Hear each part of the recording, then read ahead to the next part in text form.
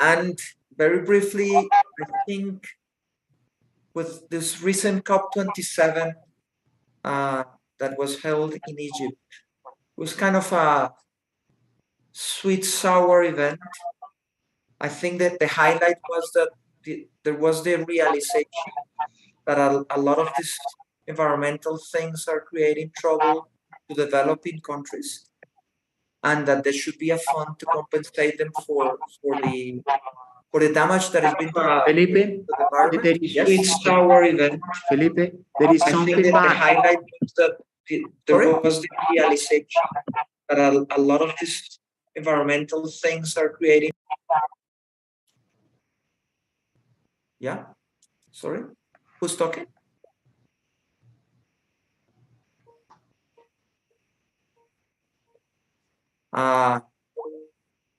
Lorena, is someone asking a question? Sorry. No, it's that there was a noise, but I think Okay. now it's fine. We will have to put our microphones in mute, please. Okay. That's it. So Technical basically, requirements. the COP27 was quite kind of a sweet sour event, but I think it reinforces the spirit of this forum, which is sustainability and circular economy, which is something that needs to be worked, and we shouldn't give up on this effort. I think a little bit of gains were made, but a lot of work needs to be done in the future, and this forum is precisely the answer to what should be done in the future. So I want to thank, this was really a team effort to put this forum together. I'm going to mention all the different parties that made possible for us to be speaking together today. So I have AEFORA, Colfuturo, the Hellenic Alumni Association, the LSE Alumni Association Colombia, the LSE Alumni Association Latam, the SDSN Greece, the SDSN Europe, Sporos, and Symbiosis. And thanks to all this multilateral effort, we were able to put together this event. And I proceed now with some of the people of these institutions that made this possible. So Lorena, is the ambassador with us? I'm not sure that I can see him. They told me that he is connecting now, but I think he's not yet here in the room. So okay. So I proceed to introduce Jerónimo Castro. Jerónimo Castro is the director of Colfuturo, and there's a common theme among all the important people that made this possible, is that we are all LSE alumni, and a lot of us are actually Colfuturo beneficiaries, and Jerónimo makes this possible to a lot of people. And just to highlight probably the most important thing about Jerónimo, when he took the organization, there was basically 96 beneficiaries, and right now there is around almost 1,500 beneficiaries of Colfuturo going to study abroad, basically postgraduate studies. And part of the obligation and part of the conditions of these beneficiaries is that they have to come back to the country to improve the conditions of the country and to use all this knowledge to advance the country. So, Jerónimo, I leave the room to you. Go ahead and do your remarks. I see that you have a problem with the camera, so I'm not sure if you're ready.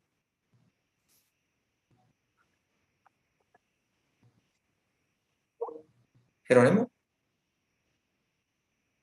Leave the room to you. Go ahead and do your remarks. I see that you have a problem with the camera, so I'm not sure if you're ready. Sorry, there is a loop, an audio loop, at least for me, from my side. So that is why I was. Leave the room to you. Are you listening to me okay? We can hear you, yes. And with your remarks, I see that you have a problem with the camera. Maybe Yeah. if you Sorry, there is a loop, an audio loop, at Okay. least for me, on my side. So that, Jerónimo? that is why I was. Leave to you. Felipe, go ahead and I will speak later. Okay. Because I am having problem here with me. Okay, so I introduce Alexandros Karidis.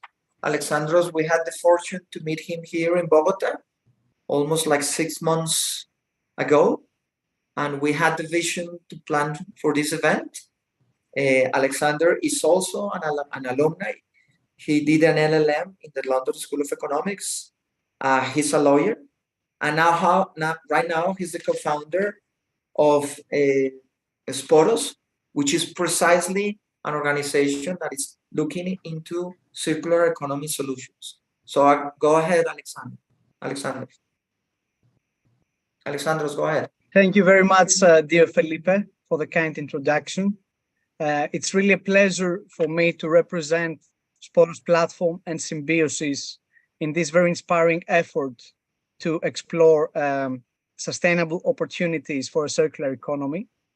And I would like to personally thank Lorena, Felipe, Karina, Mr. Castro, of course, Fundación Colfuturo for making this possible, as well as the Hellenic Alumni Association of London School of Economics, LSE Columbia, the newly elected president, Theodore Kalabokis, that I wish him best of luck. And in order to go straight to the point, I'd like to start with a nice story that you mentioned somehow already, Felipe. Early in 2022, we organized at the London School of Economics as Sporos Platform and Symbiosis, with the kind assistance of the Grantham Institute of the London School of Economics, one of the most prestigious institutes on sustainability, climate, and the environment. Very interesting discussion on climate resilience. And this discussion took place actually during one of the most severe storms in the history of the UK. So we were experiencing climate change in the making.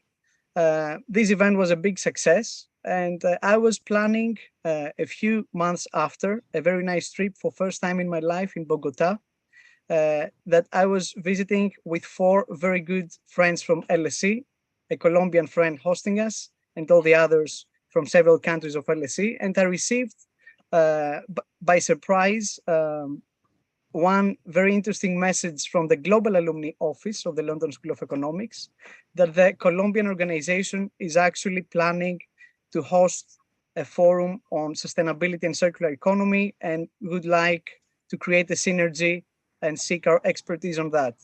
And of course, I was very lucky to be in Colombia these days.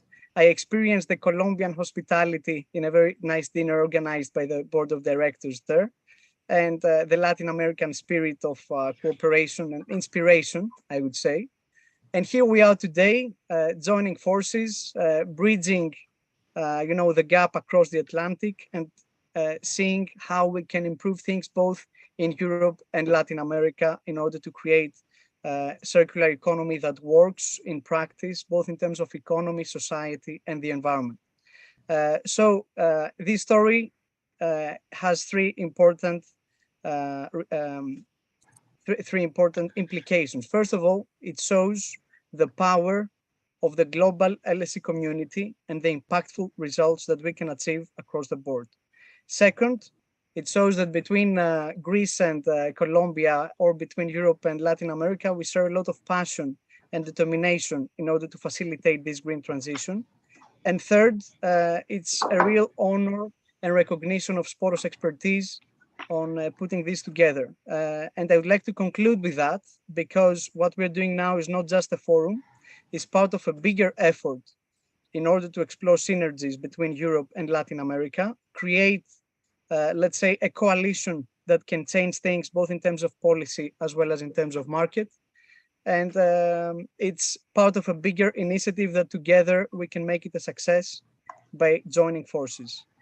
So I'd like to thank everybody, both from Europe, Latin America, Greece, Costa Rica, and Colombia, of course, who takes the initiative. And I'm concluding with the words of George Bernard Shaw, who was the founding father of LSE, who said, "Those who say it can't be done should not interrupt those who are doing it." So let's do it, and let's make it happen. Thank you. Thank you, Alexandros. And now, my pleasure to introduce Theodore Kalampokis. He's the recently elected president of the Greece Alumni for LSE chapter. Welcome to this really pleasurable, keeping the alumni together and doing a lot of networking for all the alumni that come back to the countries and have very good things to contribute to their countries is really important. You're just starting with this effort, and welcome for it, and go ahead with your remarks. Thank you very much, Felipe. Thanks to everyone involved in this forum. I feel really delighted and proud that the Hellenic Alumni Association of London School of Economics is part of this virtual forum about the opportunities for sustainable growth in a circular economy. I'm sure that all the Greek alumni involved and participating share the same enthusiasm about this event. And we are all looking forward for the upcoming discussions and presentations of our distinguished speakers. I would like to personally thank Lorena Guarnizo, the president of the the Colombian Alumni Association, for her important contribution to this forum. And my friend Alexandros Karidis, the co-founder of Sporos platform and a really active member of the HALSE community, and also all the organizers involved, and our distinguished speakers who honor us with their virtual presence here today. The transition for a linear economic model, from a linear economic model to a circular economy, has been a true challenge for Greece, I believe.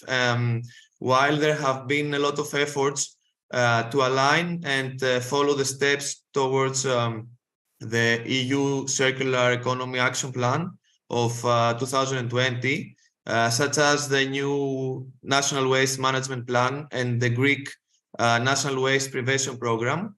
I believe that Greek economy is still far from being able to be characterized as circular.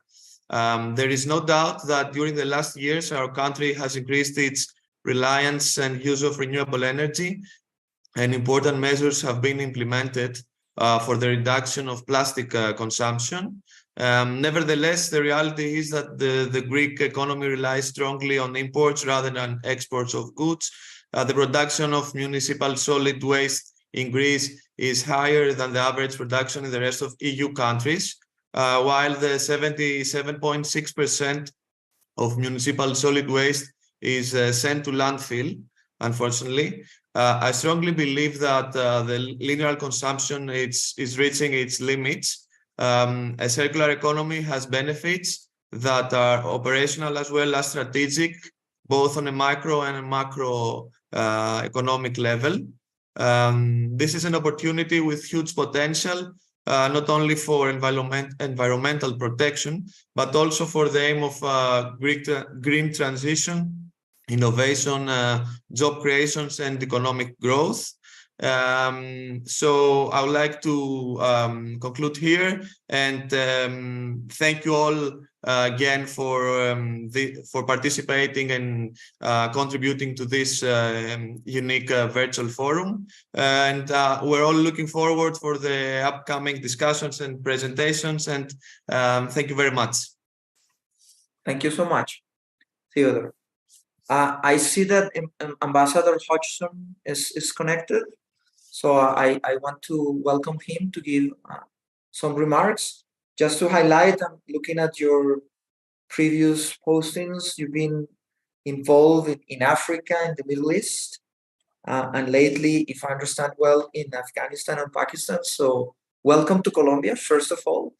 Welcome to the LSE Alumni Network. I'm the liaison officer for all the associations in Latin America, and it's really a pleasure to have you here.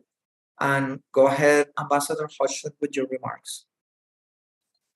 Thanks very much. And I'm sorry, Felipe, and other participants for joining you late. I managed to get into the meeting, but I didn't have any control over the screen and the camera wasn't working. So anyway, we're here now, and big apologies for my lack of mastery of Zoom. Look, it's great to be here. I didn't study anywhere as august as the London School of Economics, but it is clearly a brilliant university, and I'm very grateful for the invitation to you and to Lorena and to everyone who's organized this.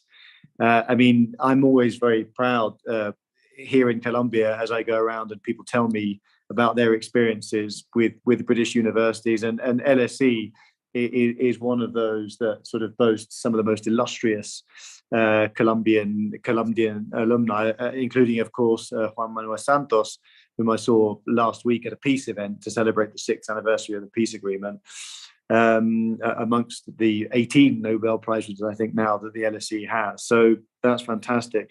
And I'd also like to recognize the excellent work on climate change and the circular economy being done at LSE by organizations like LSE Cities and the Grantham Institute. Again, it's a real sort of luxury for me as the British ambassador to be able to sort of call on and work with such illustrious institutions. But I'm not going to speak for long because you've got people who are far more experts in this field than I am. But I did want to say a little bit about what the UK and Colombia are doing together on the circular economy and on the environment more generally, because it's something that's become an increasingly important part of the collaboration that we have. You know, Colombia and the UK have a relationship that goes back almost 200 years in terms of the relationship between two states. We celebrate 200 years in 2025. But I think over the last sort of 5 to 10 years, our work on the environment has become one of the key elements of our bilateral cooperation. And at COP27, just a couple of weeks ago, the UK and Colombia signed a renewed partnership for sustainable growth, which is the if you like, the framework for everything that we're doing in this space. And it has 3 major pillars. The first is around the fight against deforestation. The second is around a just energy transition. And the third is around protecting and making the most of Colombia's incredible biodiversity. And we have more and more joint work in Colombia around those priorities, but also internationally, actually. You know, I think the work that we did together as part of the High Ambition Coalition at COP27 is a good example of that. And we're looking forward to working very closely with Colombia at COP15 in Montreal on biodiversity. And I think people will have seen President Petro's ambition for the Amazon. And I think, obviously, with the recent election of President Lula in Brazil, there's scope for a real concerted regional push to protect this Colombian, Brazilian, other regional and international resource that's so important. Some of what we're doing is about sharing UK experience. We have a series of ways of doing that. So, for example, I think it's fair to say that the UK has a pretty strong experience in offshore wind. For example, we have, I think, one of the, if not the largest collection of offshore wind farms, generation capacity offshore. And that's something where Colombia has tremendous potential. And we would love to see Colombia developing that resource. And for example, we've helped the government to develop a roadmap for the development of the sector. We've shared the experience that we've had on things like urban mobility, sustainable transport. Just a few weeks ago, we launched, with the help of Coldplay, the shared bicycle system, Boris Bikes for Bogota, if you like. Don't know if you can still call them that. here in Bogota, TEMBICI. And again, that drew on some of the lessons that London and other UK cities have learned in setting up their own bike share schemes. We are working on electric buses in Bogota. We worked on elements of integrated transport planning across the country with this new government's ambition to, if you like, repurpose and rebuild Colombia's rail network. We've had some fantastic collaboration between leading UK institutions like Kew Gardens, working with the Humboldt Institute here in Colombia on new bioeconomy opportunities. And the stories are incredible, but I don't think we've got time to go into them now.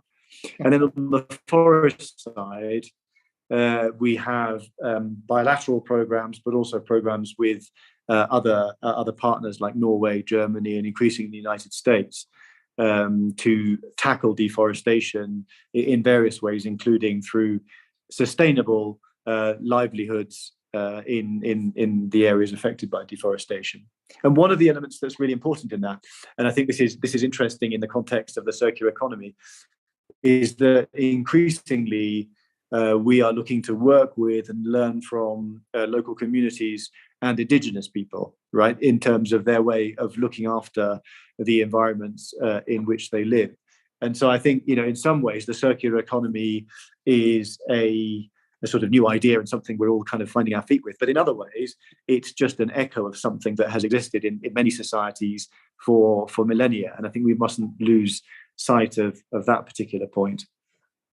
One of the new bits of work that we're really excited about with Colombia and with some of Colombia's Pacific partners is work to reduce plastic waste in oceans. And the Global Plastic Action Partnership, which is a public-private partnership, as I'm sure people know, to reduce plastic pollution and to promote the circular economy, is one of the things that we're very keen for Colombia to join. And we're working with key actors in the public and private sector here in Colombia. I think also that it's important to recognize that this is a kind of whole of government thing. So, just to take a small example, the British Council has a big and very impressive operation here in Colombia, working on principally, obviously, education, arts, and culture. But one of the pieces of work they're doing is called Cultura Circular, which is about trying to strengthen collaboration between festivals to change practices and attitudes and behaviors so that festivals become more sustainable and start to make more of the circular economy. So I think what I'd like to leave with you that is firstly that this is a really big priority for the UK and Colombia. Secondly, we're doing a lot already, and thirdly, there's so much more that we can do and want to do, bringing together government, the private sector, and the whole of government at that. So I think I'll leave it there, but really interested to listen to some of the other presentations and to use that as food for thought as we think through how to expand what the UK and Colombia do together in this space. But thank you very much, Felipe. Thank you so much, Ambassador Hodgson. Jerónimo Castro, if you can go ahead with your remarks. Hopefully the technical issues are solved. Yes, sorry, I had a feedback. I had opened the YouTube channel and I was listening with regard whatever you were saying. So thank you, Felipe, and thank you for all the group. I will be very briefly in my remarks, very brief. Colfuturo is a source of support for bright Colombians going abroad for their master's degrees and PhDs. This year, we selected 1,534 students. For the last 2 years, the main destiny has been, unfortunately, for the UK, the USA. But for the last 4 years, before the last 2 years, the UK was the main destiny for Colombian students. Personally, I was supported by Colfuturo back in 1992 when I went to do my master's degree at the London School of Economics. So I am also part of that privileged group that had the opportunity to live in a very different London at that time. It was Prime Minister John Major now that I am watching The Crown, that they are replaying this fantasy that they have created, but it is very interesting to see the UK. That was the place where I went. I arrived on a Sunday, and the Wednesday, the pound had a big devaluation, so it was great news for me, very bad news for the UK. And there is a large group of students going to Great Britain this year. It is close to 300 students that are supported by Colfuturo to the LSE, but also to all the other prestigious universities in the UK. So I would like to thank you for organizing this event. I am so happy to have the people from Greece and in such an important discussion for the future of all humankind and for all our own countries. And we are ready from Colfuturo to keep supporting these initiatives. I really enjoy learning the initiatives the Embassy of the UK is having in Colombia. And we are very happy to partner and to explain what we do. And without I think I don't need to tell many things more, because the not of what we're going to listen is going to come. And I prefer to leave as much as possible space for the experts to talk and to listen to them. Thank you, Jerónimo. And now we go to the panel, but let me first introduce you, Lorena Guarnizo, who's going to be the moderator of the panel. She studied at the London School of Economics, and she's also a Colfuturo beneficiary.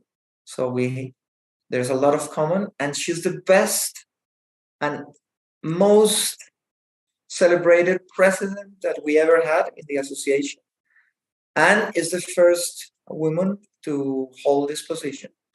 I actually was a former president, and in a resounding victory, Lorena took over from me. So this is very good news. And she's now the president, and she actually did a master in public management and governance at LSE. And one important thing, she had a scholarship from LSE and from Colfuturo. And this was a full scholarship. Some of the beneficiaries of Colfuturo, we had to pay some part of the funds that they give us. But in her case, given her caliber, she was elected for a full scholarship. So it's kind of a very important honor. And I can speak about Lorena for a long time, but please, Lorena, take over from me and start with the panel. Thank you so much. Thank you, Felipe, for those wonderful words about me. And thank you, the Ambassador George Hodgson, for joining today. Thank you, Jerónimo, for allowing us to be all together here, to Alexandros, Andrei, Theodore, and of course to all the panelists that I will have the honor to present today. Welcome once again to all of the people who could join. We will address important questions about the circular economy, a magnificent future-proof tool to reach sustainability goals from a private and a public perspective. In this forum, Latin America and Europe come together to analyze circularity as an innovative, practical, and sustainable way of transforming business models, value chains, and consumer patterns, benefiting our environment, the economies, and societies as a whole. According to Alice Schmidt, a professor at the Vienna University of Economics and Business, almost half the greenhouse gas emissions are produced by goods. Through Colombia, Costa Rica, and Greece case studies, we want to promote circularity, climate resilience, and adaptation. At the end of this conversation, we want you to have an outlook of what lessons can be learned from Europe and vice versa to boost the circular economy across the two continents. Let's get started with the general overview of the panel's main topic. I want to invite Claudia Garcia in the first place. Thank you, Claudia, for being here today. You are a chemical engineer, and since 2017, you have been working as a consultant in sustainability and circular economy projects with both private and government organizations. You contributed with a chapter of the book, The Circular Economy and the Global South, and wrote a circular economy guide for business published by Colombia Productiva, Circular Economy, a New Way of Doing Sustainable Business. I want to start with you telling us about what is circular economy, what are the main differences with the linear one. Hi, everyone. Thank you, Lorena, for this invitation. Also, to all these people behind to make this possible. And also, I would like to thank you to Colfuturo, because thanks to Colfuturo, I could learn about the circular economy in the UK and then come back to Colombia to try to understand how to apply the circular economy. And so for me, it has been like a very exciting path. And I had the fortune to write some chapters of books and a guide for the private sector. So, well, there is no like consensus or a global consensus on what circular economy is, but I think it's important to have like some principles clear about what circular economy means and what a circular economy needs to be a reality. So the first one I would like to highlight is that circular economy is much more than recycling, and that we have to be very careful with that, because we are doing so much effort to recycle more and better. And well, we need to find solutions at the end of the pipe, but most importantly, we need to start to redesign products that we are putting on the market that don't need to be recycled. Yeah, we need to like to think what we are doing, because we are living in a linear economy that is dependent on raw materials, and we need just to stop thinking like that. So the first one is that the circular economy is much more than recycling, and invite us to rethink the way we are doing things. Also, I would like to highlight some difference between a circular economy and a linear economy. So in a linear economy, we don't retain value, we destroy value, because, for example, in a plastic bottle, we just drink the water and then discard the bottle. So the value embedded in this bottle is just lost in a linear economy. So a circular economy is proposing to retain this value that we put on this plastic bottle. So one of the principles is that retain value of materials. The second one is to avoid external negative externalities. For example, waste. So in a circular economy, waste doesn't exist. We just have materials and resources circulating in our economy. So how can we maintain that circulating? And I would like also to highlight that in a circular economy, the energy that we use to power a circular economy should be renewable and clean energy. So also this energy transition that is like a topic that we have heard so much in the last month is very important to make a circular economy also real. So for me, circular economy is like a very huge topic that is involving these materials recovery and this clean energy, and just rethink the way we are doing things. Thank you. Thank you, Claudia, for your insights about circular economy. Now I want to pass the floor. I also want to say to the panelists, if they want to reply on any of the questions, please feel free to raise your hand or interrupt or say something about it. I want to pass the floor to our second panelist, Professor Phoebe Koundouri. She is president of EAERE, founder of Euphoria, chair of the UN SDSN Global Climate Hub, and co-chair of SDSN Greece and Europe. Dear Professor Koundouri, thank you for joining this International Circular Forum. You are the elected president of EAERE, having this special responsibility to represent all environmental and resource economists in Europe, and also a great example of female leadership in academia and innovation. We have noticed that you participated and you were particularly active in the recent COP27 negotiations in Egypt. I would like to ask you, for what this COP27 would be remembered about, which were the key decisions and developments for our planet? Are you satisfied with the progress made? Dear Lorena, thank you for having me at this event. I'm not an LSE alumni, I'm a Cambridge alumni, UK-based, but not LSE. However, I taught at LSE for 4 years, and I'm still very closely working with the Grantham Institute for Climate Change. So I'm very happy to be here, and I'm very happy to support my friends from Sporos platform. Yes, this was the 21st COP of my life, and I have started becoming hopeful since COP26.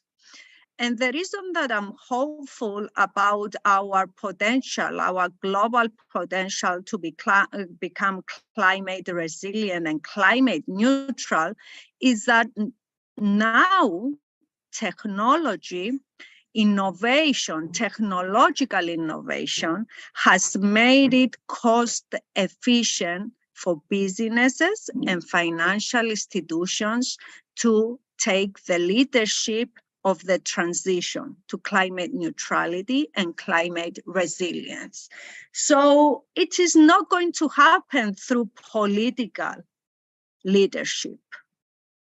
Politicians and policymakers seem to be lacking the leadership, the innovation capacity, the transformation capacity in order to make climate neutrality a possibility.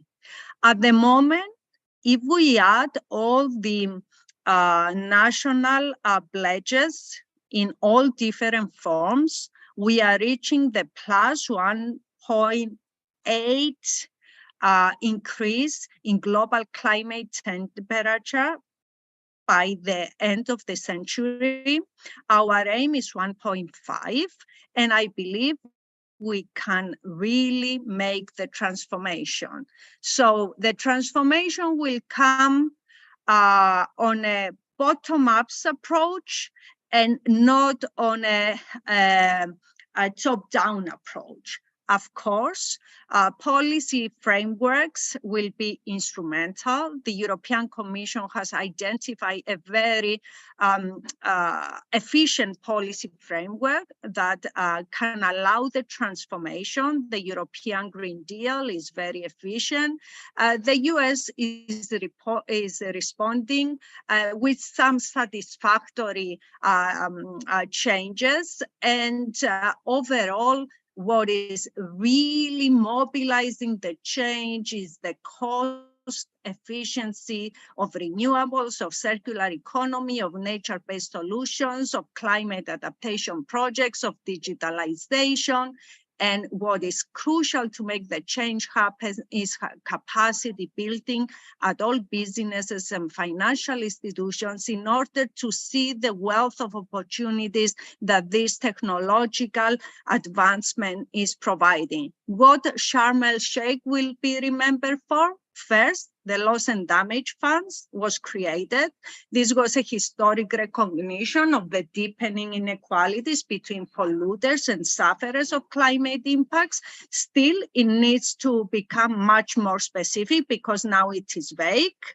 Unfortunately, Sharm el-Sheikh will be remembered as the COP with no new commitments of fossil fuel cuts, abate the efforts of the European Union, and I was part of many of those as president of the European Association of Environmental Resource Economists and chair of the UN Global Climate Hub or Sustainable Development Solutions Network. Moreover, no state actors, and this is the main message, no state actors have a lot to show after the 2 weeks in Egypt.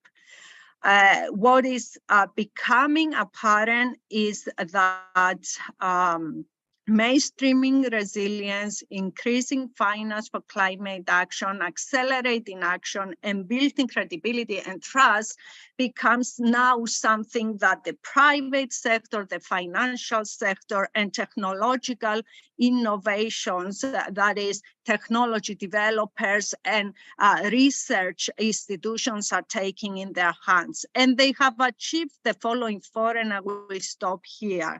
We have the Sharm el-Sheikh Adaptation Agenda, the first comprehensive global plan to rally both states and non-state actors behind a shared set of 30 adaptation outcomes. We have the Enhancing Nature-Based Solutions for Climate Transformation. We have the Sustainable Urban Resilience for Next Generation Initiative. And this is really, really big for developing a very robust systemic framework where innovations, multilateral development banks, and private sector will facilitate the access to finance so that cities become more sustainable. And we also have, and I close with that, millions of dollars pledged, scaling financial mobilization and promoting climate-aligned systems. Pledges from the financial and the business sectors. Of course, we need to be aware of the potential of greenwashing, and that's why global standards that will be assessed and monitored and digitally tagged are emerging, and that's why capacity building away from greenwashing, but towards realizing the opportunities, the profitable opportunities that become obvious now in the transformation through, again, circular economy, renewable energy, nature-based solutions, and digitalization. They become obvious to the business and financial sector, and they come in with truthful pledges for scaling up the financial mobilization. Thank you. Thank you, Professor Phoebe, and congratulations on your achievements in COP27, that you were part of that. I want to ask our third panelist is Carla Chavez Brenes. Thank you, Carla, for joining this conversation today. Carla is from Costa Rica. She is a strategic communicator and social entrepreneur. In 2005, she founded the public relations agency Próxima Comunicación, an agency specialized in sustainability. The company is 100% telecommuting since 2013, carbon neutral since 2014, country brand essential Costa Rica since 2017. She represents a U.S. multinational Edelman for Central America and the Caribbean. In April 2018, she launched the Econs Initiative, the first incentive program to strengthen citizen participation in solid waste and transition to the circular economy in a large public-private partnership with ministries, dozens of private companies, and NGOs. Ecoins is a regional program with presence in Costa Rica, Guatemala, Nicaragua, Colombia, Peru, and Argentina. It has an A rating from the Ellen MacArthur Foundation, Circulytics, She is also producing and hosting the podcast Próxima Frontera on topics related to sustainability, circular economy, and social progress. Carla, please tell us what the main advancements of the circular economy in Latin America are. Thank you, Lorena, for the introduction, and thank you, everybody, for having me here. For me, it's a pleasure, a real honor to share with you this day. First of all, I would like to talk about the first question you mentioned, and Claudia answered in a great way. And I would like to add a couple of things, because many times we define things, but maybe it's better things to define things about what they are not. It's easy to understand when we are talking about new concepts. It's circular economy is not recycling, as Claudia said. Circular economy is not waste management in general, it's not. And circular economy is not green.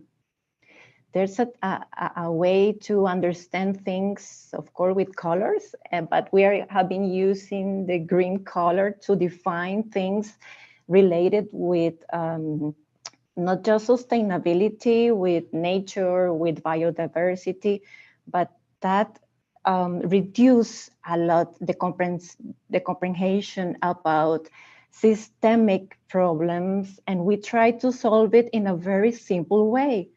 And that's why we are not moving forward and we are not speeding changes, because we said, okay, this green maybe is like optional.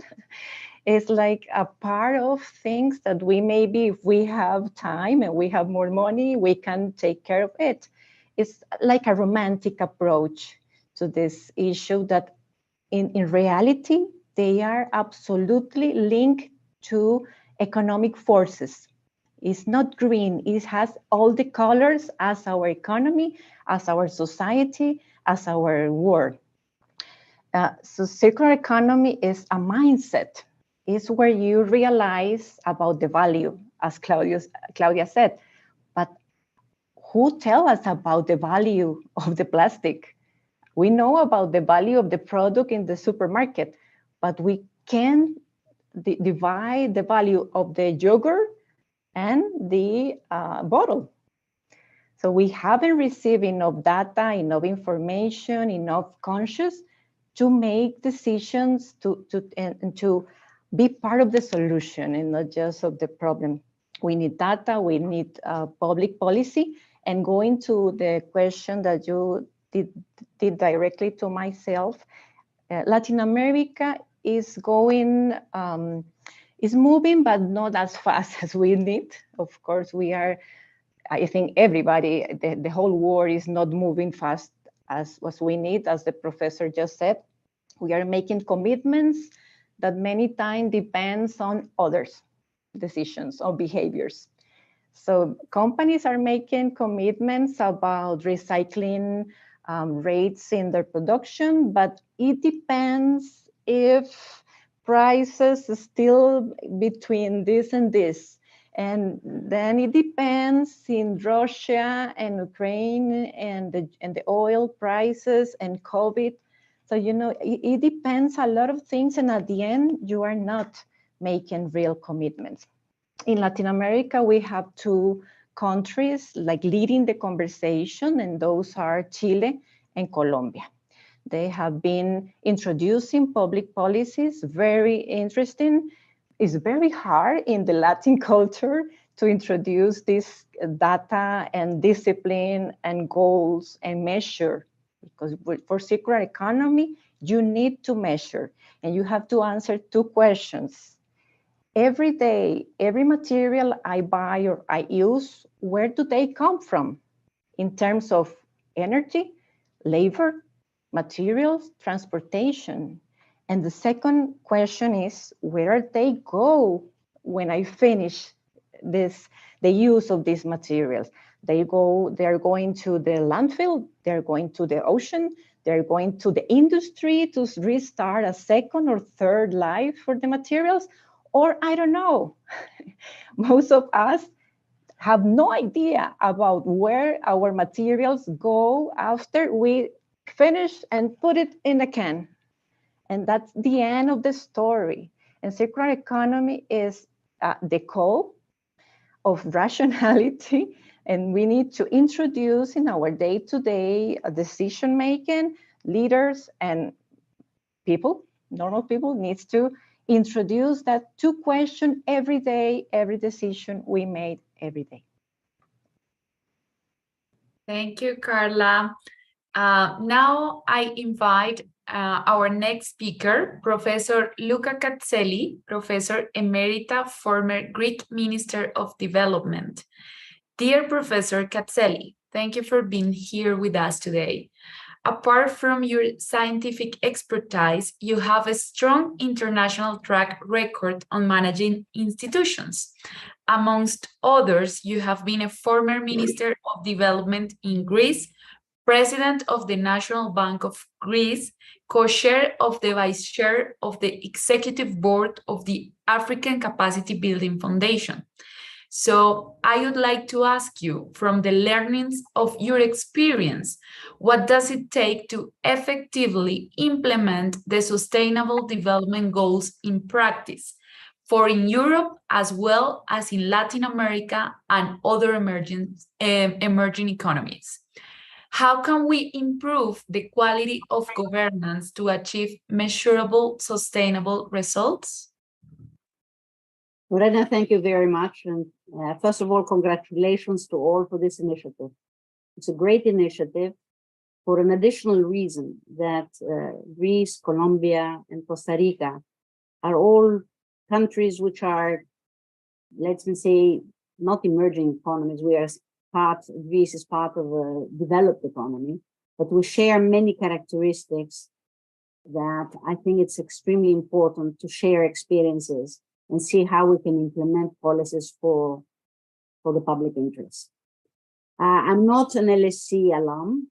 I was educated in the States. I'm a PhD student from Princeton and taught at Yale, but I'm associated with a great LSE initiative, which is the Hellenic Observatory.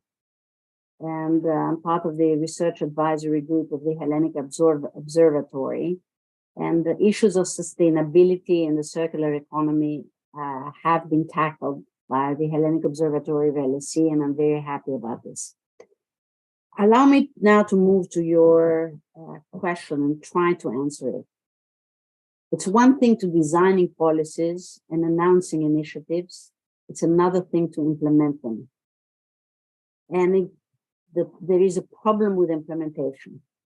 Let us not forget that the Sustainable Development Goals were signed by 193 countries, by all of our countries in 2015, with an implementation schedule to be completed by 2030. And we are far from moving as fast as we could.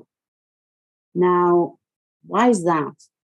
I think some of the explanations have already been given by Carla, that there is always an excuse not to implement difficult, innovative policies.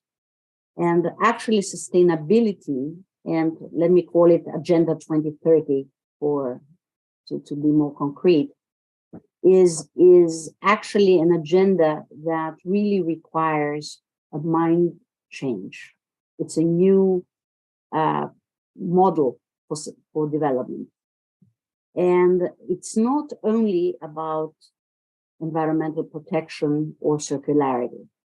It brings together three elements which we think we need to keep in mind when we talk about circularity: economic transformation, social transformation,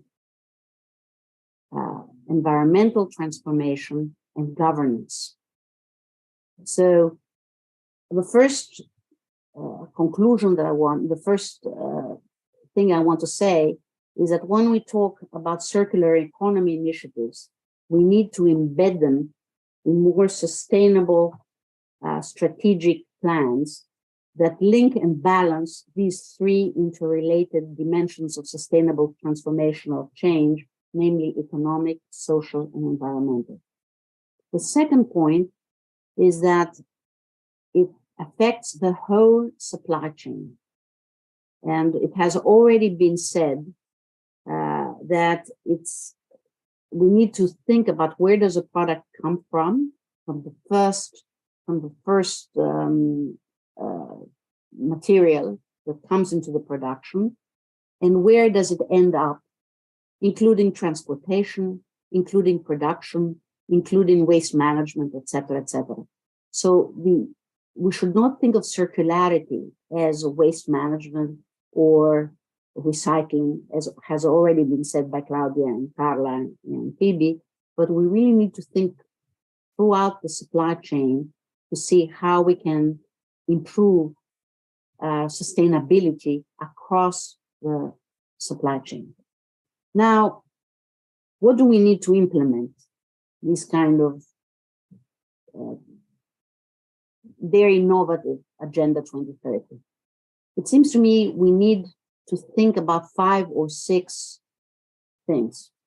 First of all, we need to think about policy reforms, and I'll come back to that. Secondly, about regulatory and governance reform, to be able to implement the policies. 3, new financial instruments. 4, partnerships across the public sector, local administrations, the private sector, the NGOs, or the social sector. 5th, capacity building. 6th, monitoring and evaluation. And 7, measurements. So if we want to implement something, we need to implement an initiative, which is a circular economy initiative. We really need to put all the aspects together. Let me give you an example. In Europe, in 2019, we issued, and I had the chance to be a co-author of that report, a big report of the Independent Commission on Sustainable Equality called Well-Being for All in a Sustainable Europe. It was produced by an independent commission of 35 experts with the collaboration of NGOs and organizations across Europe. Now, probably it ended up with 100 different measures that needed to be promoted to implement different initiatives. The most important, in my view, the most important advice or a conclusion from that report was that if we want Agenda 2030 or the Circular Economy Action Plan of Europe, which was also established in 2015 to be implemented, we needed a bold reform of European governance.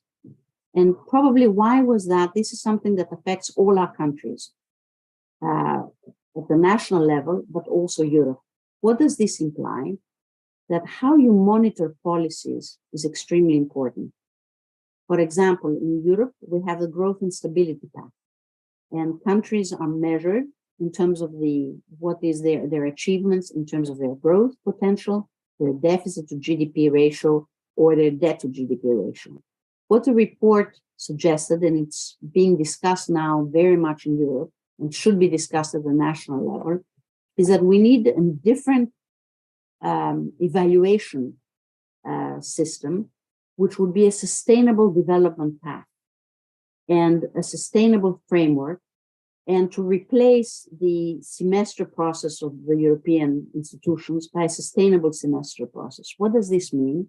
That if you want to evaluate a country like the policies of a country like Greece or Colombia or Costa Rica, don't look only at economic indicators, but integrate in your evaluation social indicators, but also environmental indicators.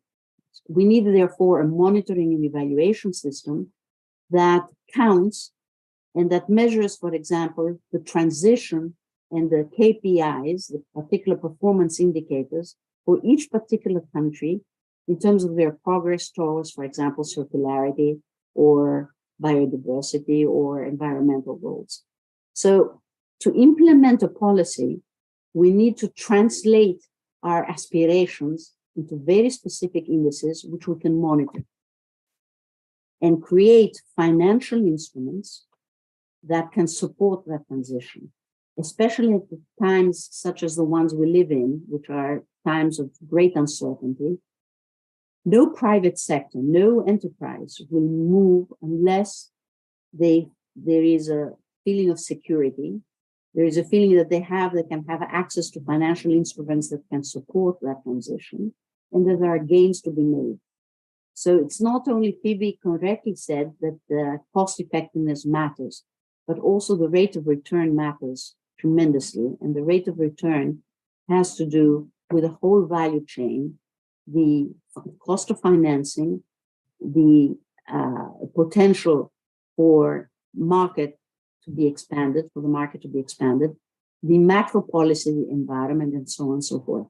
So to implement the policy, we need governance reform, we need new partnerships, and to integrate the circularity in the whole value chain. Thank you, Professor Luca Cazzelli, for your intervention. I want to go with our next panelist, Andrei Jejka. Dear Andrei, thank you for being here today. Andrei is the co-founder and partner responsible for impact and EU public policy in sports platform, the first impact investment fund focused on circular economy in Southeast Europe. With direct experience from the European Parliament and as a policy monitoring consultant in the private sector in one of the largest parliamentary legislative monitoring consultancies in Brussels, he decided to apply this knowledge in the undeserved Southeast European region by providing tailored policy monitoring in Greece. He is also the founder of Business Acumen, an online policy monitoring platform for professionals and organizations active in the field of public affairs and beyond. Andrei, please tell us, how do you believe climate change, resources scarcity, and global instability relate with circularity? Thank you very much for that question, Lorena, and also thank you for the invitation. I'll take this opportunity to say what an extreme pleasure it is to be among such distinguished guests, and also such a clear example of why female leadership is absolutely necessary in this climate transition, and also why instruments such as the Gender Equality Climate Fund was an absolutely necessary, but also a very delayed type of instrument that is necessary to mainstream gender equality also in this climate transition. I'm very happy about that. Regarding your question, I'm not 100% sure I'm the best person to answer such a loaded topic, but I'll do my best, and I'll do my best also to be quick. So maybe to start, I think it's important to underline that resource scarcity and political tensions derived from it are nothing new. They are as old as society itself. But what changed is that before, this was mitigated by trade and specialization. So I do what I do best with the materials that I have, and I give them to you if you give me what I don't have in return. And this has worked great for decades, if not centuries, until you factor in the issue of global sustainability linked with an existential threat for the entire global population. Because this also requires and relies on a scarcity of knowledge, but also critical raw materials for the transition to sustainability. Think, for example, of lithium in batteries and how concentrated that ownership is, which also gives rise to geopolitical tensions. And this is also a vicious cycle, because the more climate change intensifies, the harder the physical effects will become, which means less outputs of certain commodities, which means increasing prices, which means more tensions, etc. And all of this is then compounded by the increase in demand for transition commodities and countries' reluctance to share or trade out of needing to protect national interests first. And I think this was also a bit reflected in Professor Koudoury's recollection of the proceedings of COP27, where unfortunately politicians rightfully so, focused on protecting their own citizenry, might not take the best decision for the collective good when it comes to a global existential threat. In my view, a circular economy is the only viable option for a situation like this, because by keeping the materials inside the economic system for as long as possible, you decouple economic growth from resource extraction, which thus allows for revenue streams to be redirected, not to secure more commodities, but to invest in climate mitigation and adaptation measures. Thank you. Thank you, Andrei. Well, finally, I want to introduce dear Mr. Kremlis. It's a great honor to have you here with us today, and thank you for joining despite your traveling commitments. You combine the national and EU perspective, as you are the principal advisor of the Greek Prime Minister of Energy, Climate, Environment, and Circular Economy, and also an honorary director of the European Commission. How is Greece progressing in terms of transitioning towards the circular economy? Which are the main opportunities and challenges in this transformative path, especially when it comes to small and medium enterprises? Thank you very much, Lorena. It is a real pleasure to be part of this important event. Congratulations. Now, to come to your question, we have adopted in Greece through a Council of Ministers Act, which is a binding act, a national strategy with milestones on circular economy. This is a holistic strategy which has to be implemented both at national and regional level. And of course, in some cases, when it comes to islands, which are independent geographical entities, good practice would require that they adopt their own strategies on circular economy. It is a holistic strategy covering the full range of issues which need to be addressed, from waste management with the view to reuse, recovery, recycling, zero waste, let's say pioneering initiatives, to electromobility, to renewable sources of energy, to energy efficiency in the buildings, and a lot of other pioneering initiatives to introduce environmental and social governance at companies level, and of course to raise awareness, as well as to cover the full range of the waste streams, implementing the two action plans of the European Union. Of course, this strategy needs to be implemented through additional ministerial decisions. And it is true that because of the energy crisis and the war, which has affected all important initiatives, some of the actions to be taken for the implementation of the strategy have been delayed.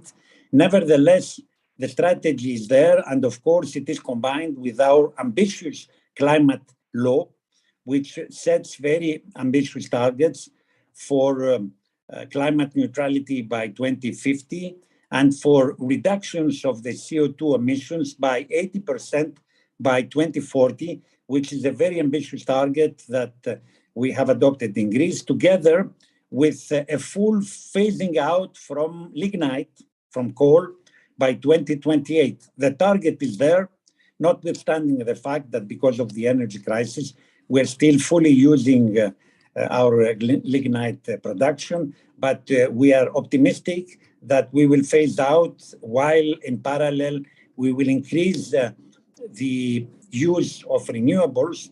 And I must tell you that on the 7th of October, we have achieved a record for our country, using only renewable sources of energy to electrify during 5 consecutive hours the whole of our country, which is a record, and we are proud of it. And we hope that we will be able soon to increase the renewables by more than 40%, which is the target of the EU, and even extend it more. And last but not least, bring from Egypt through a cable, undersea cable, green energy, which will be produced in Egypt, thanks to their important renewable energy sources, namely solar and wind, and which through Greece will be also transported to the other countries of the European Union. Thank you very much, and congratulations on that day that you were using just renewable energy. That's great news for a country, I think. Well, I want to go back to Professor Katselli and ask her, what do you think that circularity and climate resilience can play a key role in transforming more traditional industries, such as the agri-food sector? Do you have any bioeconomy examples and best practices in mind? Thank you very much for giving me this opportunity to say about a very important project that actually Sporos is considering for funding. I've been advising the team of the private sector that is sponsoring and promoting this product. Circularity can be extremely important in the agro-industry sector, especially in a country such as Greece.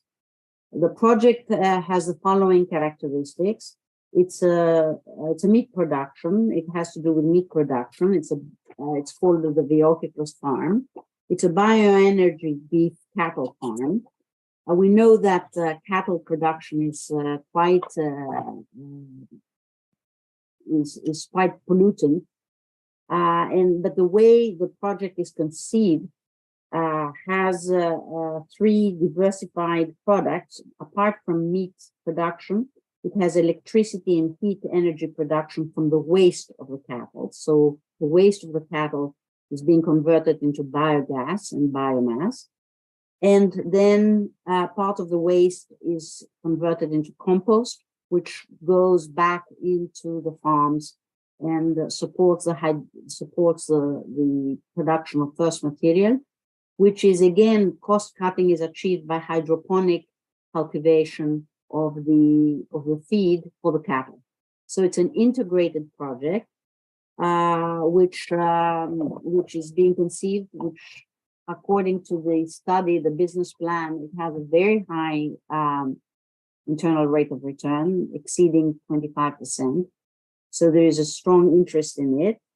And the CO, we're now measuring the CO2 emissions from the whole project. And it's whereas the cattle production itself is quite pollutant, the whole project, the CO2 emissions are quite low. So it's actually it's an integrated project, which is a pioneering project, and which addresses 3 major problems of the agro industry and especially cattle production, because Greece is importing a lot of its meat. First, that it's cost efficient, because of the circular economy initiatives, both from the inputs in terms of the feed of the animals and the waste. Secondly, it is a project that uses all of the inputs and the energy, and that any excess energy is being sold in the network, in the electricity network. So it's very profitable for the enterprises, for the owner and for the shareholders themselves. And thirdly, it is a good example which can be replicated both across Greece, but also in other countries outside Greece in the agro industry, which needs to produce, let's say, cattle or to produce meat, but in a cost efficient and profitable way. Thank you, Professor Luca. Very exciting. Allow me to say, if I can, one more thing, which is Yeah. important, that the characteristics of the project are such that you can finance it. Because part of the resilience fund, the EU, actually make projects such as this profitable for the financial sector as well, so that they can invest in it. And both equity participants such as Poros and also banks and have the financial, it's financially prudent for them to finance such a project. Well, I hope you receive the funding for your project. It sounds really interesting to close in the loop. So a lot of luck with the Sporos funding for your project. Well, I would like to move now with Mr. Kremlis. As you are also the president of Circular Climate of EPLO, European Public Law Organization, promoting international initiatives on circularity and climate, which were the key priorities of the Greek and EU leadership in the recent COP27, and which are the lessons learned for international collaboration and trade relations? Well, thank you very much, Lorena. EPLO is an international organization. Although the name is European, it is a worldwide organization which is open to all the countries of the globe, promoting the European model of public law and the rule of law, as well as human rights and the new governance models, which are pioneering. We have organized last week, during 2.5 days, from 23 to 25, in Athens, the Circle the Med conference, a huge forum with 60 countries from the broad Mediterranean basin, which has been followed online by more than 3,000 participants, and with a physical participation at the Zapion Monument premises, a historic building in Athens. It was a very successful forum to promote climate diplomacy, environmental diplomacy, energy diplomacy, and the cultural diplomacy. And during this forum, we had the chance also to invite the ambassador of Egypt, as EPLO and myself were in Egypt during COP27 in Sharm el-Sheikh. And we organized there a very important side event on protecting cultural and natural heritage from climate change impacts. What I can say for COP27 is that it was very well organized, and that notwithstanding this extremely difficult period of energy crisis, of the war in Ukraine, of the food chain crisis, the outcomes are relatively positive, as in the final statement, it was agreed that we need to boost, to increase the renewable sources of energy, to promote mild sources of energy, to phase out from coal and, let's say, the other fossil fuels. And of course, the most important achievement is that it was agreed to establish a fund, a loss and damage fund, which will support the vulnerable countries of the developing world, those which have been affected by the climate crisis and which will be also exposed, threatened in the future, in particular island states, but also coastal and other states in areas of the globe which are extremely vulnerable because of the increase of the climate crisis. Of course, this fund will be formally adopted in COP28, which will be organized by the Emirates in Dubai. But the path towards Dubai is a positive one, and in between, the international community needs to take initiatives, and those countries which have not yet adopted their LDCs, the national NDCs, nationally determined contributions, are invited to do so, because all the countries should have their own roadmaps with a view to reducing CO2 emissions. Thank you, Mr. Kremlis. Thank you very much. Thank you very much, Lorena. Well, I now want to talk with Carla. Carla, it is known that one of the main problems in Latin America is the destruction of habitats and forests. And here in Colombia, we have that main issue as well.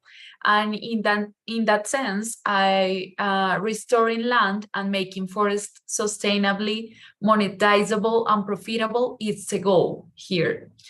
If we achieve that, we can adapt ecosystems to take more carbon dioxide from the atmosphere. In terms of biodiversity protection, what do you think has worked in Costa Rica? What do you think Costa Rica has to teach to the world? Well, this is a huge subject. You know, it has to relate, it has relation with many different systemic decision and history. What I would like to say is that Costa Rica has been a good student, since at the end of the 19th century. San Jose, our capital, was the third city in the world with electricity. And if we try to understand the story or history,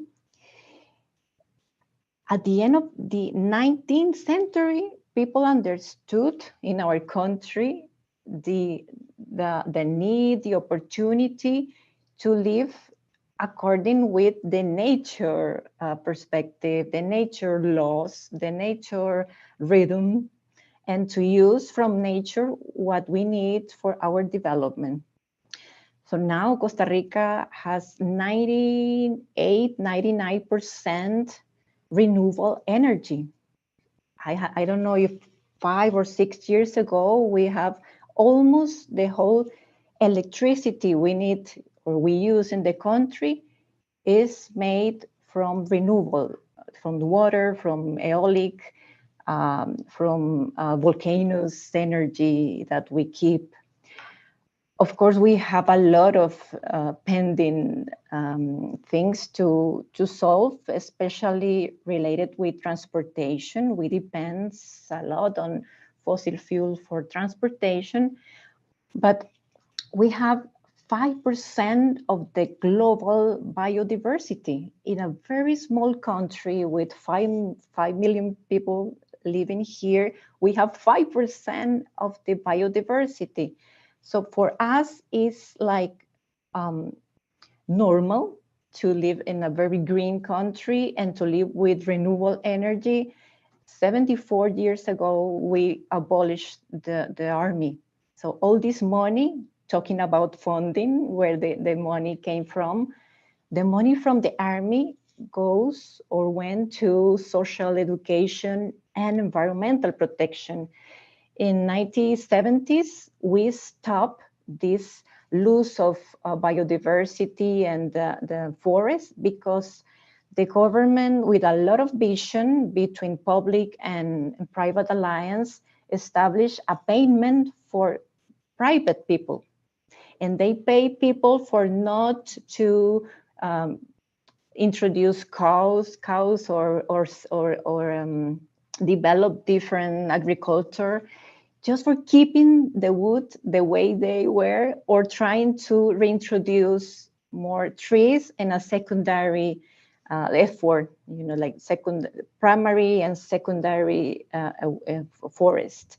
And now we have 50% our territory is being restored, and 25% of the territory is protected, like private or public areas by law. So we have a lot of policies regarding biodiversity. What's the problem?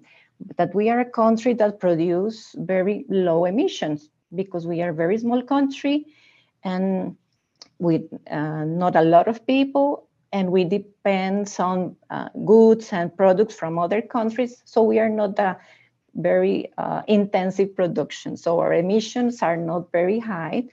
But the good things about the biodiversity make us very vulnerable. We are in the center of America. We are in Central America. It's like the waste of the continent. And we have this great climate with a lot of resources, biodiversity, because of the climate and our geographic location. But at the same time, we have all this biodiversity, we have all the migrations, people trying to find a better way of living. They are trying to find food, water, education for their children. They're trying to escape from, let's say, political or crisis condition that made them run away and try to find a new life. So we need now to protect this land, to protect the biodiversity, and try to help these people that they're trying to pass and finish in the United States, you know, the American dream, or they're trying to find a way to survive. And we are in the middle, fighting with our, let's say, struggling like a small country in a development position, but in a place where crisis events are very, very strong, a lot of rain or very dry, or absolutely dry or absolutely rainy. It's complicated to prioritize where are you going to put your effort and your money to keep the biodiversity, to repair the roads that the rain destroyed yesterday, to keep your people safe, to help people from Venezuela, Colombia, Guatemala, that they are passing through our territory. So we have a very complicated situation right now, and we have to achieve a higher understanding of this. And the last thought is that for us, it's very easy to do it, to talk about the SDGs and the ESGs in the KPI and all this like desk and politic things and decisions. And when you go to the territories and you go to the vulnerable places, all these things are like a different planet. You know, you forget about or your plans or your vision about our commitments in 2030 or 2050, because you have to save the people that is dying today. There's a lot of territories that are going to disappear in a few years because of the ocean increasing or because of the strain of the climatic phenomena and the nature.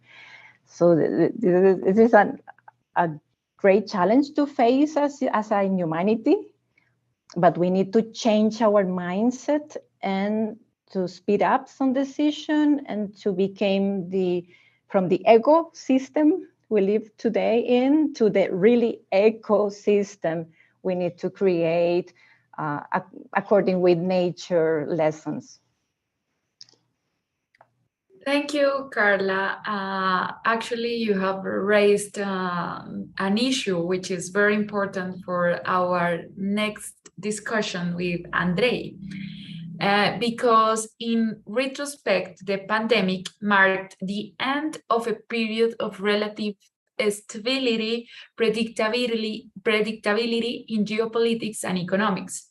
Today's world is much more unstable and convulsed, with economic upheaval, extreme weather, and rapid social and technological change. Unpredictability is the new normal. Delivering the green transition will require a great additional investment effort over the coming years. For SMEs in the developing world, the problem is not a reluctance to climate adaptation, but a lack of capital. With that in mind, one important aspect for companies to get to circular models is capital. According to EMF 2020, sustainable or circular financing is taking off. What products or financing services are available in Europe to facilitate businesses to transition to a circular model? How do these products and services work, and how companies can access those? Thank you. Thank you, Lorena, for the question. I think that in order to answer properly this question, it's important to have a holistic view, the same way circular economy is a holistic concept, because I think that also the answer to this question was in a way provided by several other answers during the discussion today. It all depends on what happens mostly at national level. This is the reality, the average reality of the world right now when it comes to companies having access to specific financial products or services for them to transition to a circular economy. And it's definitely true that this transition will require considerable investment to the point where we're talking about unbelievable amounts. Just to give one example, for infrastructure, we will need $90 trillion to be invested all over the world over the next 15 years. So these are enormous sums, absolutely enormous sums. But what every single study has shown, whether that's done by international organizations or by national governments or by universities or by NGOs or by all other kinds of organizations, what they all show is that this investment will not only create jobs, but will provide a substantial return on investment. That is the key message of all this. It's not the difficulty of the mountain that we're about to climb, but the view that we will have when we're up there. And this is actually the philosophy on which we at Sporos Platform based ourselves on when we started on this journey to create the first impact investment fund focused on circular economy in this region, right? But I think it's important to also make some distinctions, especially when it comes to the relations with the developing world. The first distinction that we need to make is between public and private money, because what Professor Koudouri said was very correct, that there are limits to politics and policy making. Also, what Professor Cazzelli said is very true, that the private sector requires certain stability and guarantees and safety, a feeling of safety, to be able to go out and, take some risk from companies wanting to do this kind of transition.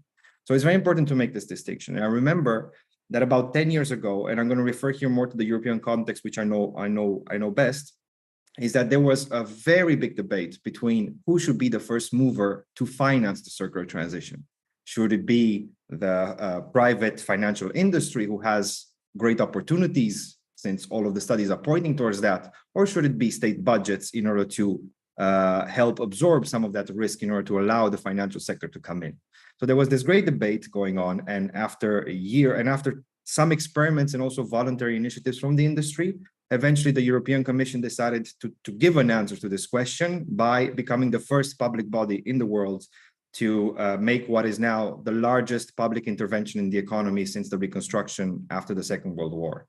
And this was helped also in a way, with the pandemic, because it allowed the EU to break another taboo, which was to issue public debt in its own name in order to distribute to its member states. This is the Next Generation EU initiative and the Recovery and Resilience Facility.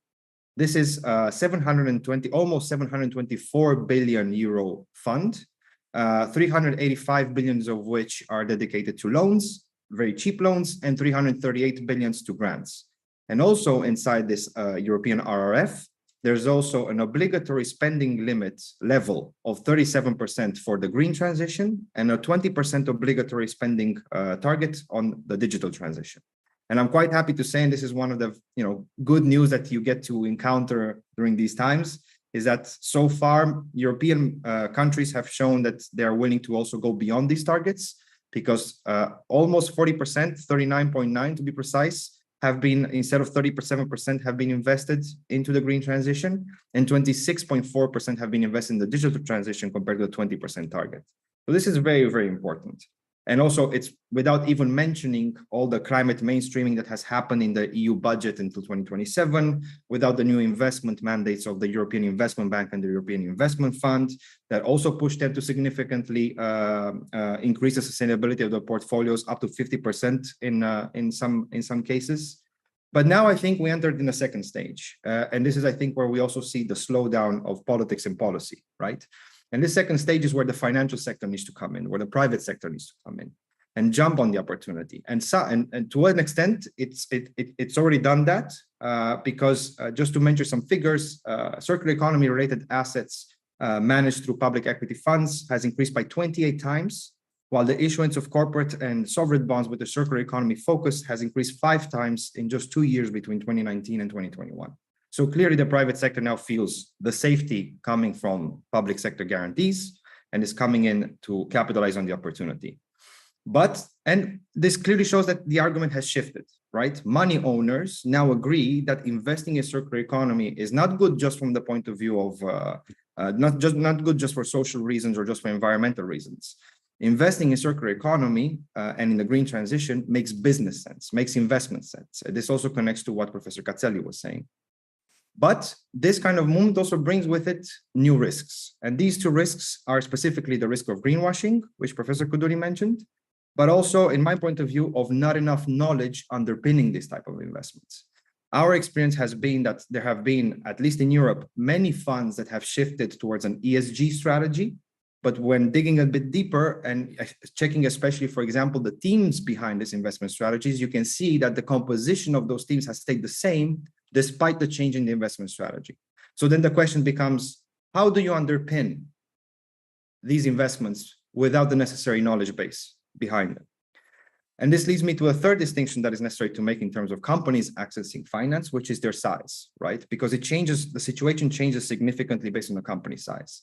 A large corporate, for example, requires large capital in order to change their production models. And also require different types of incentives, because while in the period of stability that you mentioned, money was cheap, many corporates did not take that opportunity in order to change their production models. So that means that cheap money was not the only incentive they were looking for in order to do this. So that is one problem.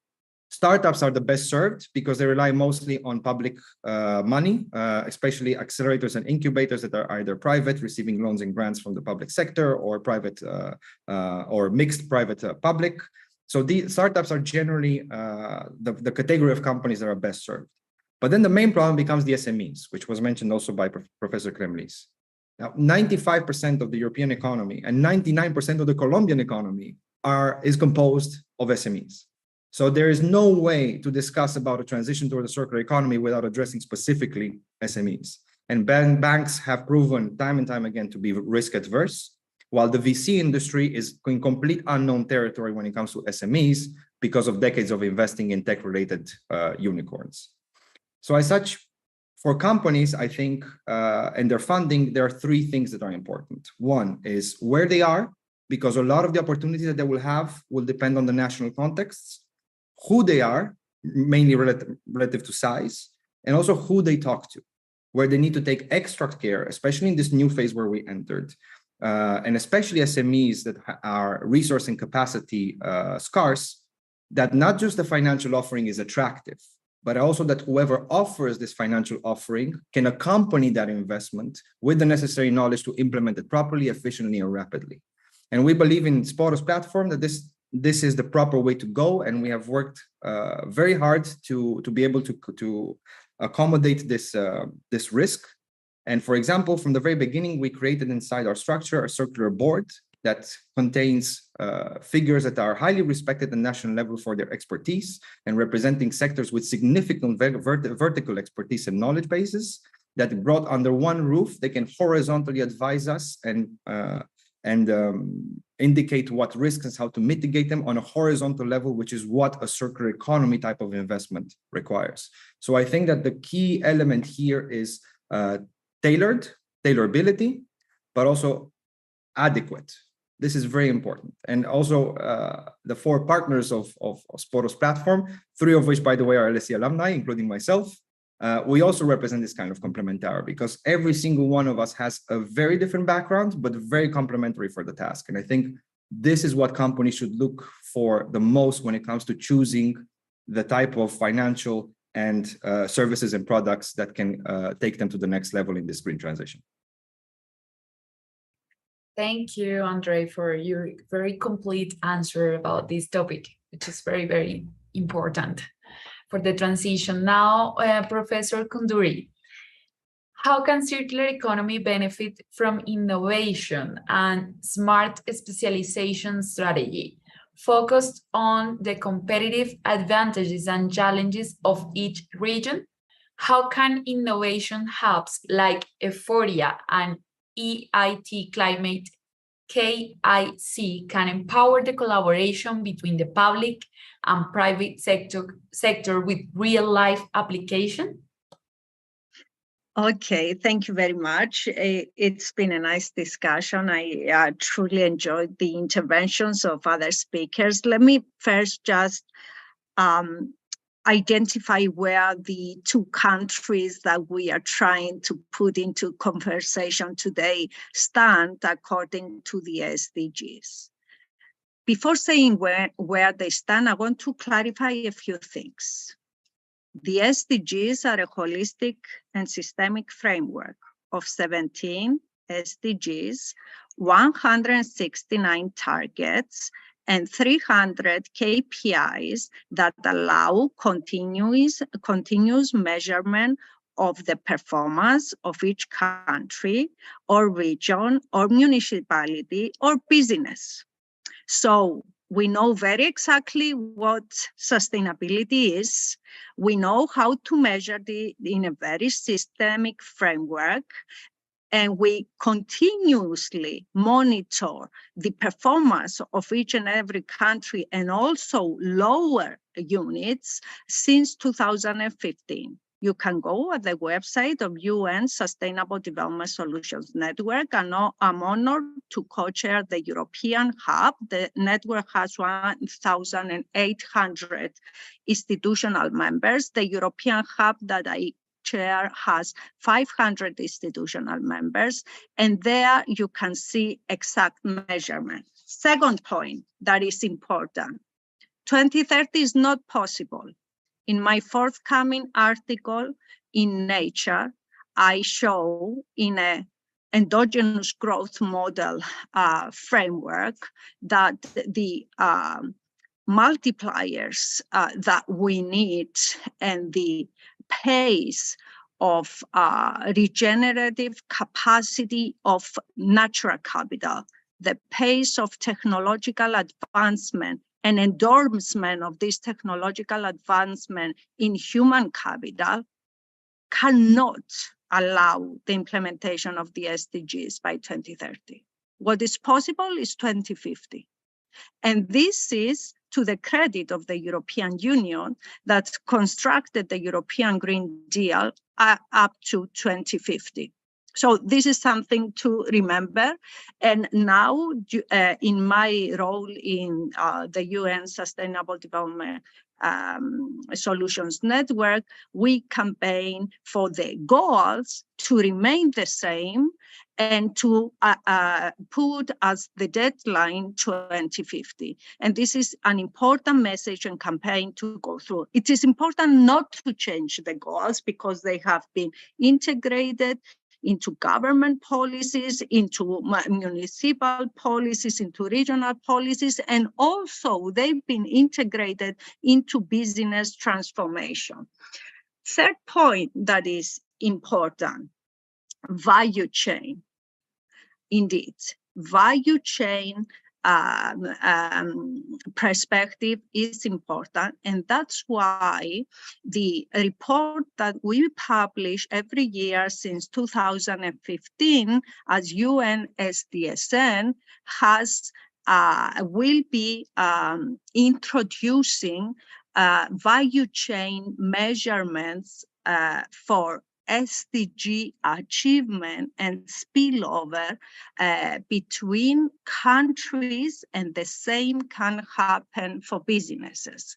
I can tell you very quickly that with regards to Colombia and Greece, we have Colombia ranking 75th in terms of its score, overall score as a country in terms of implementing the SDG.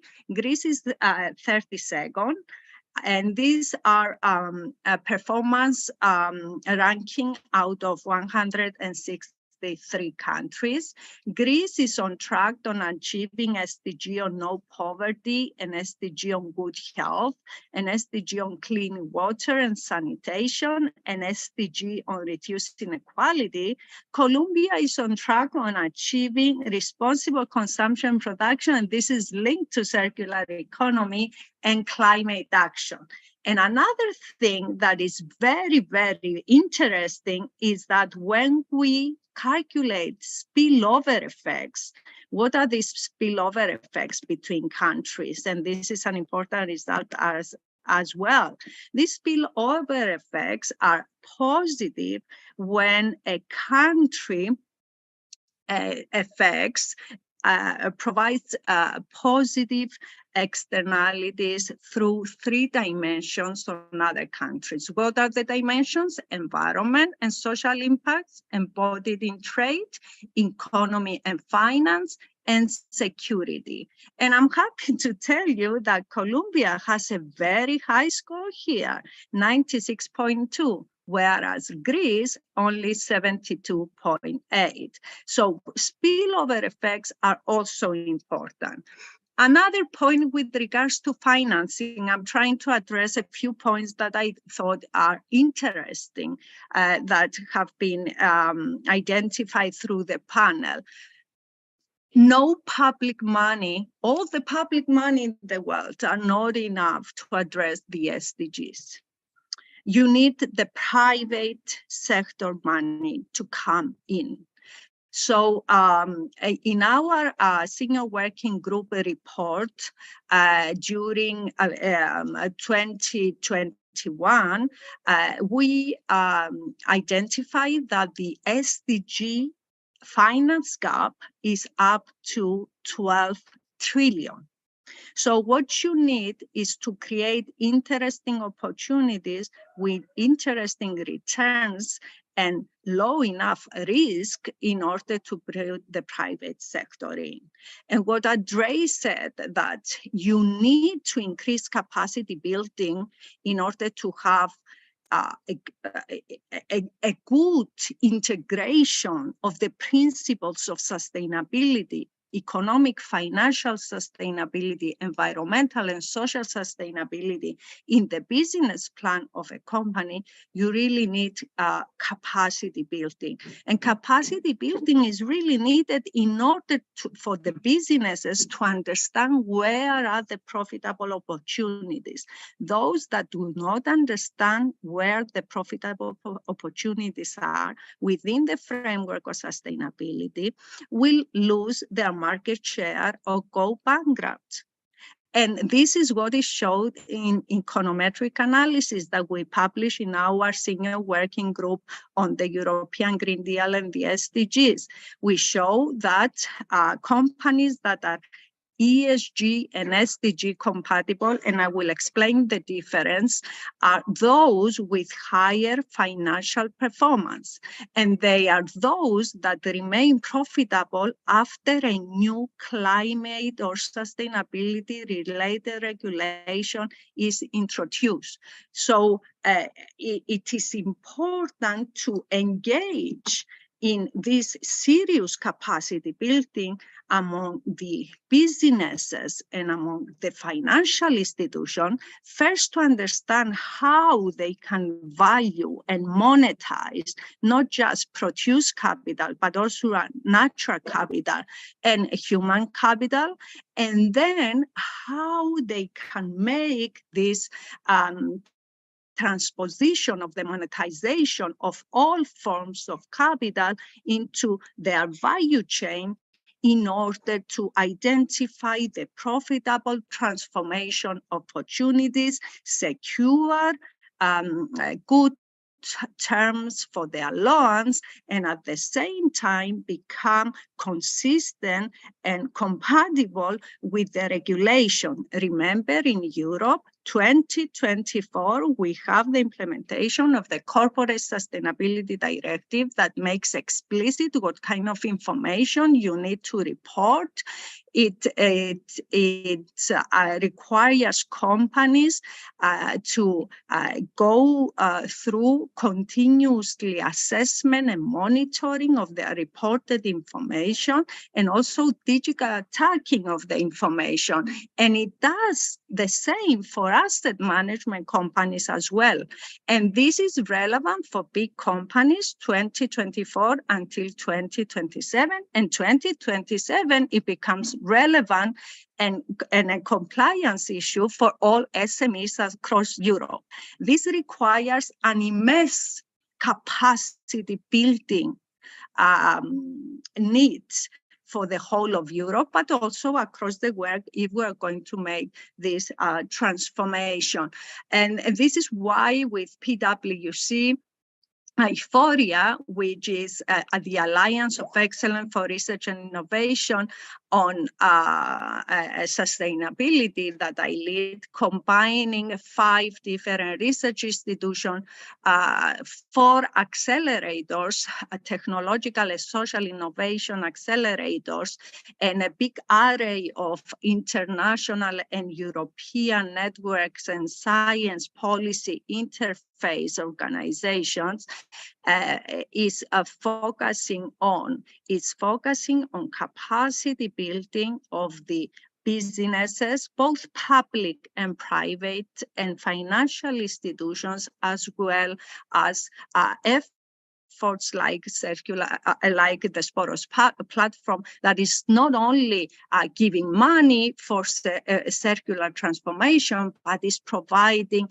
the support that a company needs in order to really understand circular transformation and implement it to its best possible capacity. And one final point with regards to the semester process that Lucas very nicely mentioned. I agree, the European semester process and other processes across other continents that try to increase the alliance in our process, the European one with the European average. Yes, it should be a sustainability semester process, but if you go to the 2020 report of UNSDSN Senior Working Group on the joint implementation of the European Green Deal and the SDGs that I lead with Jeff Sachs, we've done the exercise to see whether the semester process recommendations across the 27 countries of Europe is aligned with SDG performance. And there we find 72% alignment. Alignment meaning that the recommendations of the European Commission during the 6-month semester process are really pinpointing areas where SDG performance is low in each and every country. 72% does not mean perfect alignment. It's good enough, but there is definitely room of improvement. So I support what Luca is saying. And let me just say that in terms of innovation is crucial. It's the real driver of the hope of being able to transform fast enough, because we have a serious collapse of our ecosystem before climate change is really irreversible in terms of not being able to live in the world with the technology that we have. And what innovation is needed is definitely technological innovation, is social innovation, it's financial innovation, and most of all, it's to innovate our capacity of learning and create a labor force that is able to continuously learn. Thank you for your patience. Thank you for your insights on the topic. Very interesting. And last but not least, we are closing this debate with Claudia. I want to ask you, according to your experience helping different organizations to make the transition towards circular economy and adapting their business models to have a more positive impact on the environment and society, what are the opportunities and difficulties for business models to transform in a circular economy in Latin America? If you have an example that has worked here, tell us what is that example for you? Okay, thank you. I will ask also Carla, maybe she can help me like to complement. Because I think there are many opportunities, also there are many difficulties. I think, mainly, I think as many of the panelists have mentioned, opportunities has to do with innovation. So there are many opportunities to create new business models. And also many of you have mentioned that we need like to find like the economic part of the circular economy, because if it's only green, it's not going to work. So we need to make these circular business models sustainable economically, environmentally, and socially. So there are many opportunities to innovate. So like just how companies can deliver value to customers, and maybe for example in the beverage industry, the main product is the beverage, is not the bottle or the plastic. So companies has to rethink how they are delivering this value to customers. And there are also like innovations like how can we deliver this beverage, like using reusable packaging, or for example just like compostable packaging. So how we innovate in the way we are delivering value to customers. But there are also difficulties. So for example, in the case of beverages as well, I think consumers, we are not ready for this.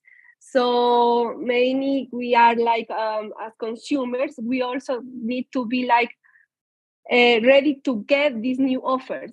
And so I think this has to be this systemic change.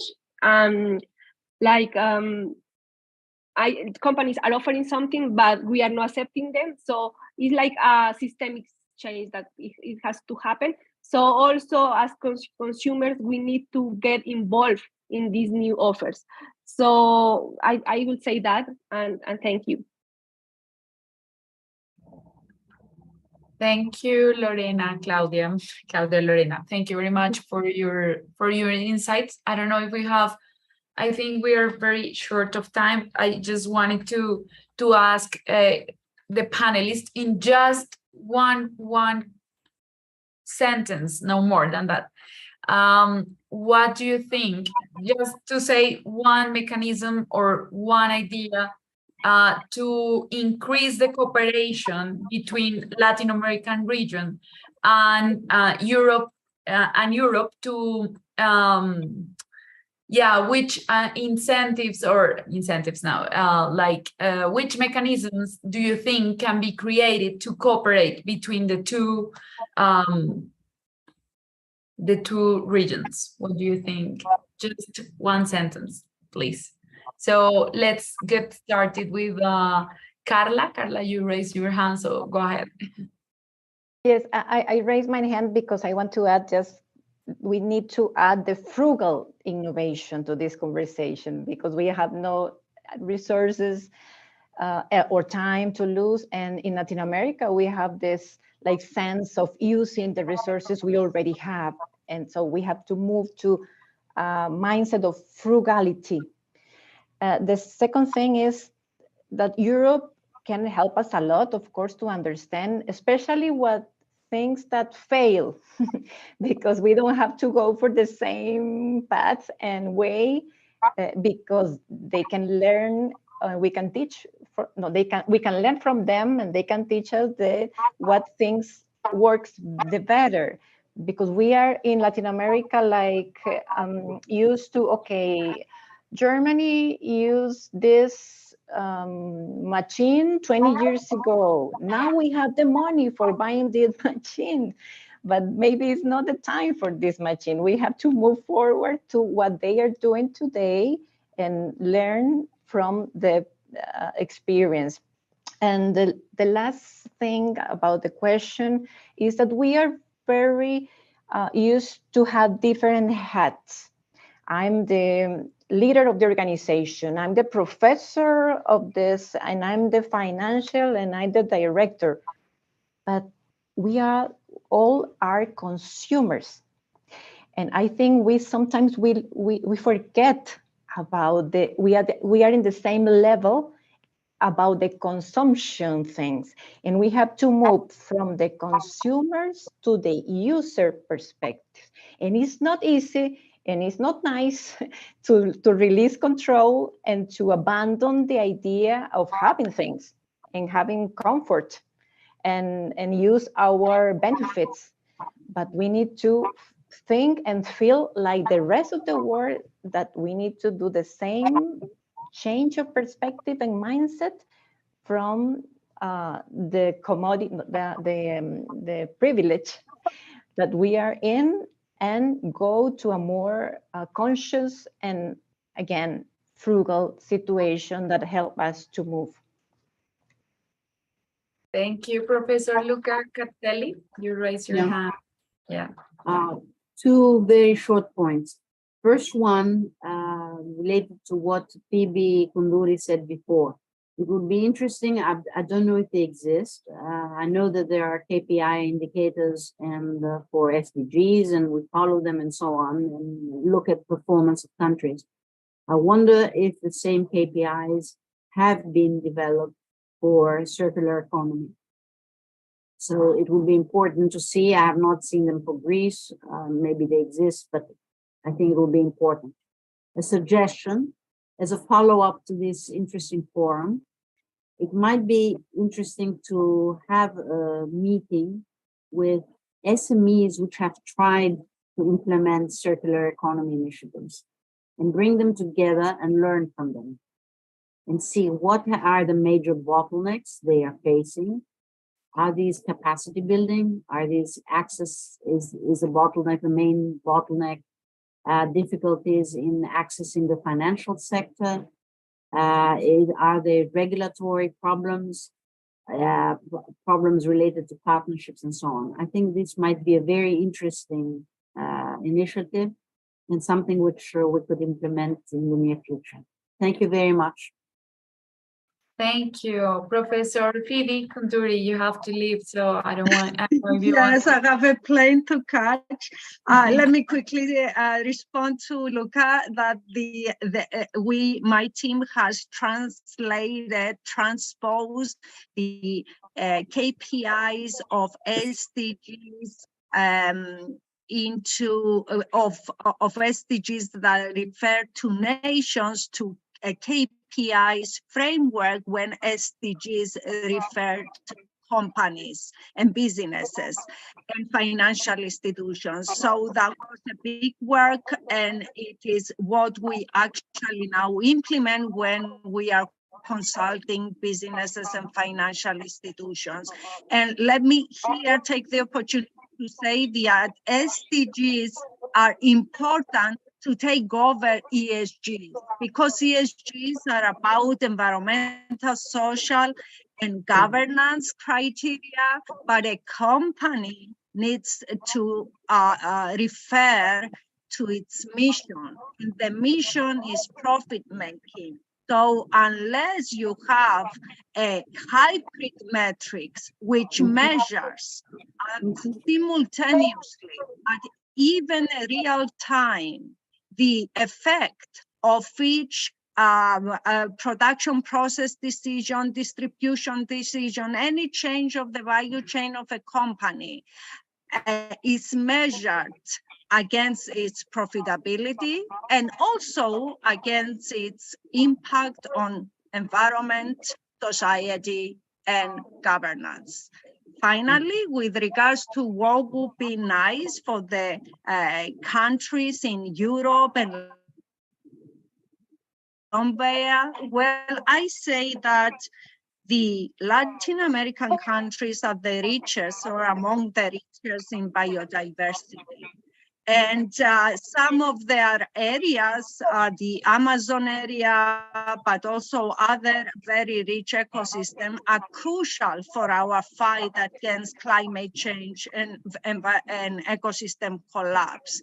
So I say we revive nature-based swaps, debt swaps, and really pay these countries for conserving these ecosystems in terms of transforming them into agricultural-based parcels and pay them to conserve this ecosystem with clever financial instruments and then use these ecosystems are truly gigantic nature-based solutions that can give an opportunity of growth to these countries, but at the same time, an earmarked kind of growth that is signaling the importance of sustainability. And this is partly something that can mobilize the loss and damage fund of COP27. And there have been many discussions around this during our time in Egypt. Thank you, Professor Phoebe Koundouri, and thank you to all our panelists and the people that had the time to connect today. I think we have had an insightful and enriching discussion on the circular economy and also on sustainability and the main results of the COP27. I believe we can continue to cooperate through doing a second round of the discussion and to look into the every of the mechanisms which have been mentioned today. Thank you very much to all the organizations that cooperated with us today. I don't know, Alexandros, if you want to say goodbye, it would be very good. I think you deserve the last word, Lorena. Congrats for putting all this together. It's just the beginning and we have more to follow because circular economy is about collaboration and of course determination and inspiration. And I'm sure that it's just the beginning in our collaboration. Thank you very much. Great. Goodbye. Thank you. Bye-bye. Thank you very much. Bye, everyone. Thank you. Thank you. Everyone. Nice to meet you. Gracias por todos. Gracias. Gracias. Gracias. Gracias. Chao. Ciao.